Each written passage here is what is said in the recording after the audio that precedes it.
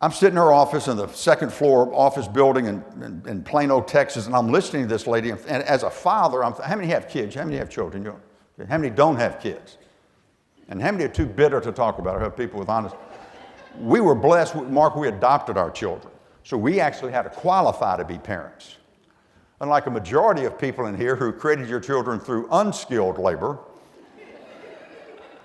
we had to take fingerprints. Guys, there are things about parenthood that my son, now, Gary, I'm not sure how long you were at LSU. My son was at LSU for 6 years. Wayne, he broke my record by a semester. I was such a bad student that back in the 60s that my dad told all of his friends I was at LSU I was studying to be an astronaut because I was taking up space.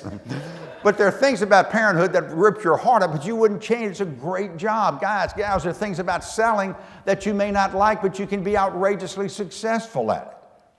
I gave Mary a credit card. I didn't have $100. I gave her my credit card. I went down, walked into the parking lot, opened the car door, sat down, and before I cranked my car up, sitting in my automobile, Jennifer, it dawned on me that I was a better prospector. Now here's the question. How much more did I know about prospecting after the session with Mary than I did before the session? Zip, not a zero. What happened? I took my foot off my throat and gave myself permission to be successful. We have people in this room who are working for companies, and I promise you, as an employee, your boss, your owner, has not put their foot on your brake.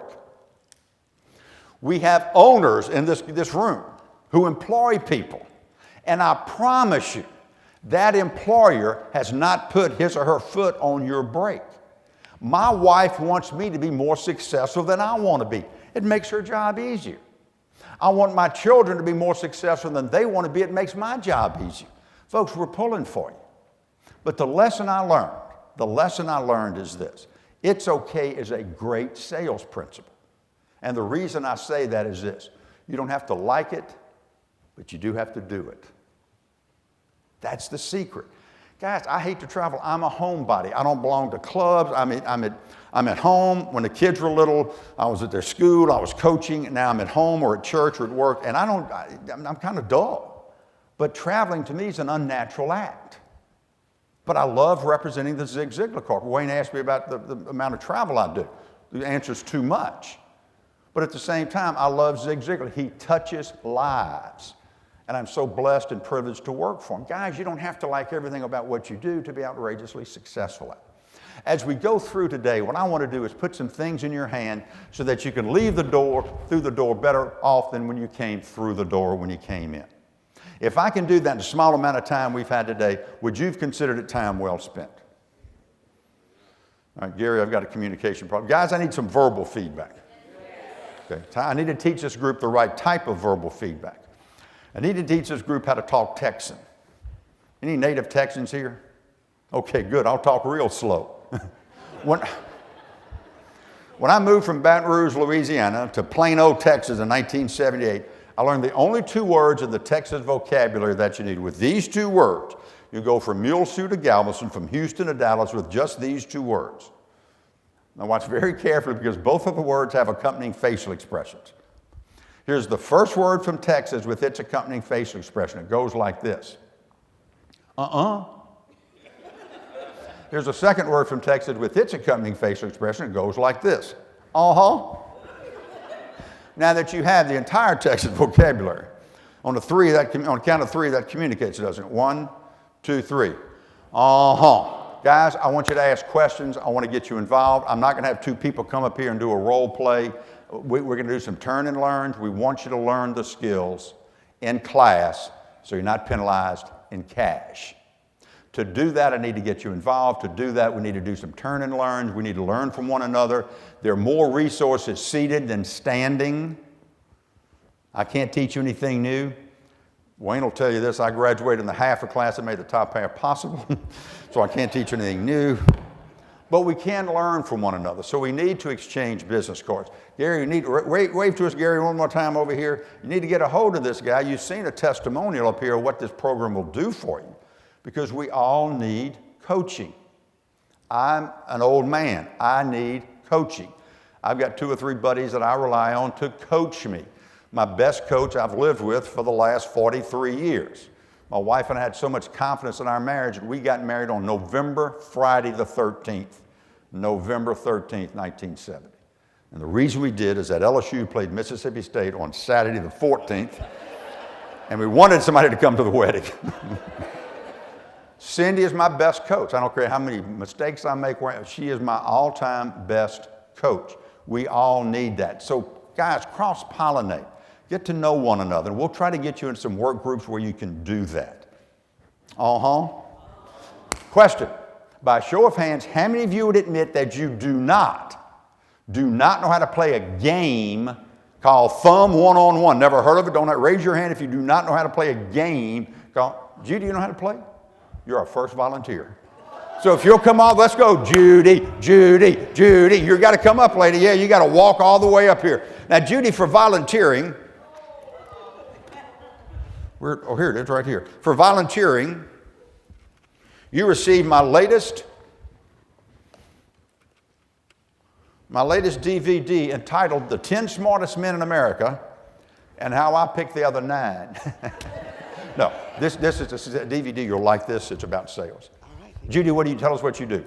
I make jewelry. I'm in Natchitoches, and I have Natchitoches. Natchitoches. My mother went to the Normal. Oh. Before it was Northwestern, it was the Normal. I went to Northwestern. Were you there when it was accredited? No, I'm teasing. That's a cheap job. I'm teasing. That's just all right, the object of this game is to win, Judy, so I choose someone that I hadn't played. I'm going to take your right hand. I'm going to wrap my fingers around hers. She's going to put her thumb on top of my hand. Watch it. I'm going to put my thumb on top of hers. We're going to go 1, switch positions, 2, 3. Then pull your thumb all the way back. You're going to try to pin my thumb. I'm going to try to pin yours. Okay, watch my hand. Oh.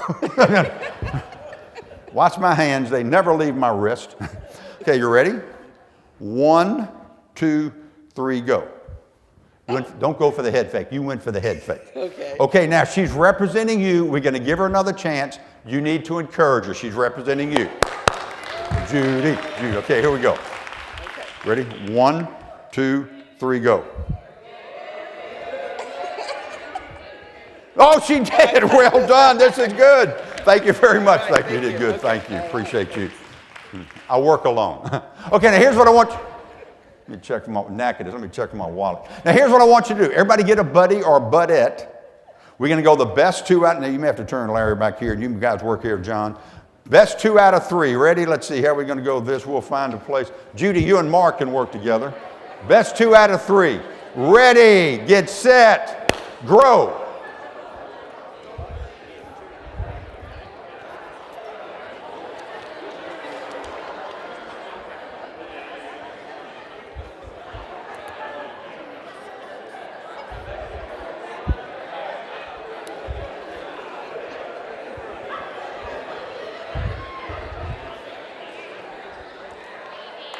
Stop, unhook, stop it.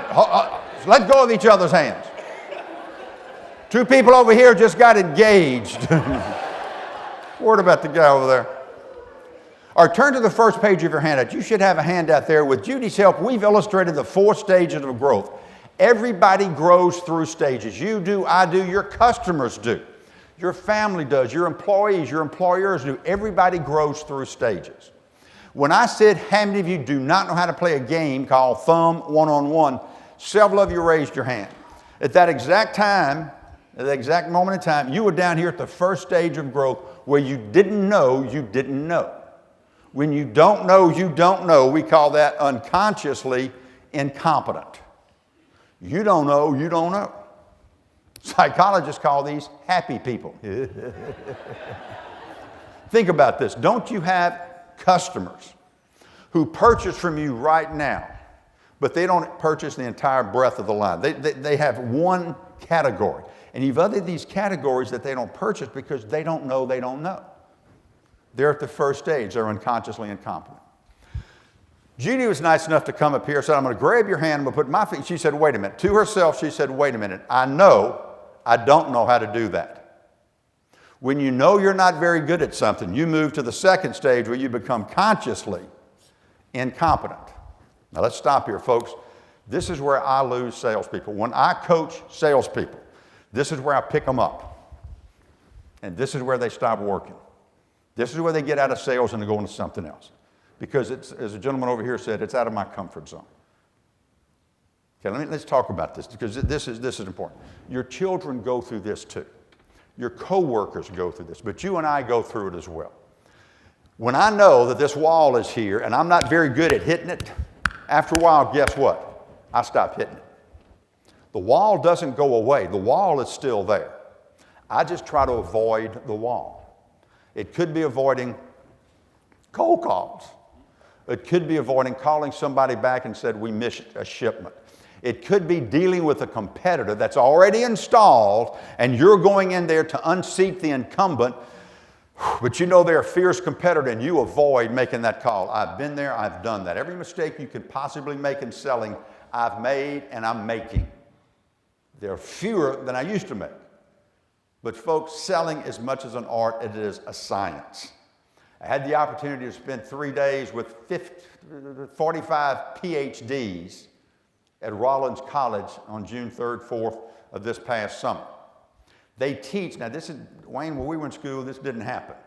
They teach sales. You can get a degree in sales, not in marketing, not in finance, which you still can, but a lot of colleges and universities are going to getting you a degree in sales.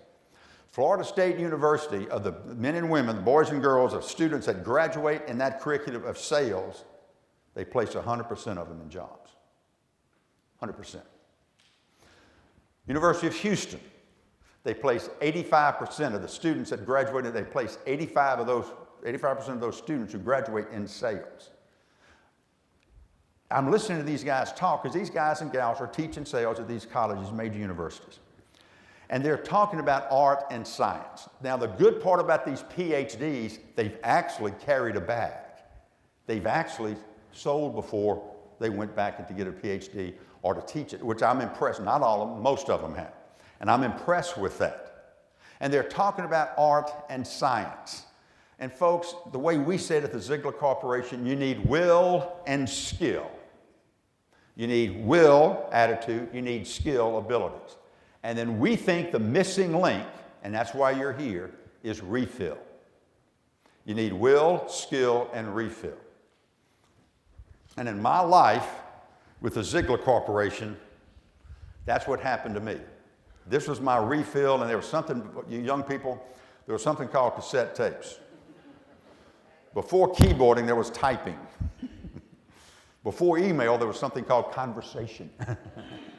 So here's what the deal is, guys. I had to invest in myself. And you can learn both will and skill, but when sometimes you get beat up, you need a refill. And that's what I was trying to bring to these PhD, because I don't have a PhD. I could not be an adjunct faculty because I am professionally qualified, not academically qualified, which I understand. I salute. I'd love to have a master's. I'd love to have a PhD. The point is that these guys and gals are teaching these young people the art and the science of selling. They come in here, they leave higher than when they started. But I promise you, you and I go through these stages. When you know you're not very good at something, 3 things happen to you. Number 1, your motivation leaves. Number 2, your frustrations get real high. And think about inwardly to yourself. When you know you're not very good at something, the 3rd thing that happens to you and me, we chip away at our self-confidence. And we start to doubt ourselves. We want to get back to our comfort zone. We don't want to get out of that comfort zone. We want to be safe. Be careful. Your security is killing you. Your comfort is limiting. Because when I'm selling my house, I want that realtor to be effective, not comfortable. When I go in for my cardiologist, I want that guy or gal to be effective, not comfortable. If you're selling for me, I want you to get out of your comfort zone and get into an effective zone. If you're selling to me, I want effective salespeople, not comfortable salespeople. There's a difference. Folks, we put a lot of pressure on ourselves. Here's where Zig Ziglar says we developed something called stinking thinking. And that leads to hardening of the attitudes. Be careful.